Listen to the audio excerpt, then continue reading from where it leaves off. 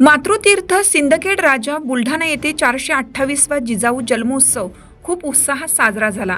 रक्तदान शिबिर सकल मराठा परिवार महाराष्ट्र राज्य व मावळा प्रतिष्ठान महाराष्ट्र राज्य यांच्या संयुक्त विद्यमाने 12 जानेवारी रोजी जिजाऊ सृष्टी येथे रक्तदान शिबिर आयोजित करण्यात आलं होतं। 52 रक्तदात्यांनी रक्तदान केलं आणि जिजाऊ भक्तांसाठी 4000 लिटर पाणी बॉटल वाटप करण्यात आले। माजी मंत्री डॉक्टर राजेंद्रजी शिंगणे, डॉक्टर रामप्रसादजी शेळके, फुले शाहू आंबेडकर विचार मंचचे संस्थापक अध्यक्ष यांची उपस्थिती होती।